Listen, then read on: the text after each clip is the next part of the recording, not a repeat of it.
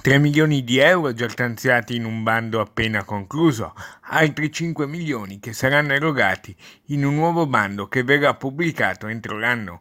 Si presenta così con questo portafoglio di 17 produzioni già realizzate con il primo bando la neonata Fondazione Film Commission del Veneto.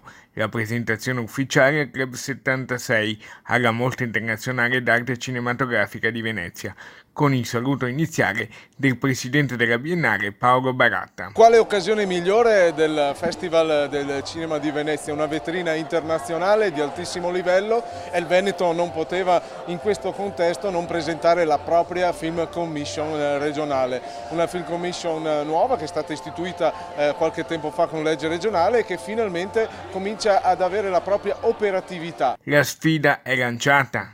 Sarà una sfida importante quella di attirare produzioni nel Veneto, nel nostro territorio. Sappiamo come il cinema, la fiction, tutto l'audiovisivo rappresenta un comparto, un indotto importantissimo, un'industria che crea occupazione e lavoro, oltre ad essere una forma d'arte e di comunicazione. Quindi assolutamente importante per promuovere il nostro territorio, il nostro meraviglioso Veneto. Presidente della neonata Fondazione Film Commission del Veneto, il nostro direttore Luigi Bacialli. Un momento molto importante, contiamo di diventare operativi prestissimo, questa è la prima uscita ufficiale ed è il frutto di un grande lavoro della Regione, a partire dal Presidente Zaia, l'assessore Corazzari, tutto il Dipartimento della Cultura, insomma siamo molto contenti perché finora tutte le tappe di questo lungo percorso per arrivare poi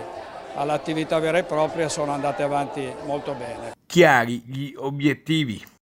Quindi noi adesso ci aspettiamo di ottenere i risultati e soprattutto portare in Veneto il maggior numero di produzioni possibili per dare lustro a un grande territorio e a tutti coloro che anche localmente operano in questo settore. Per cui il Veneto assolutamente ha la priorità, poi ovviamente cercheremo di portare qua il maggior numero di produttori delle grandi produzioni internazionali proprio perché qui bisogna aumentare i film, le fiction, le serie televisive che danno poi l'immagine del Veneto in tutto il mondo.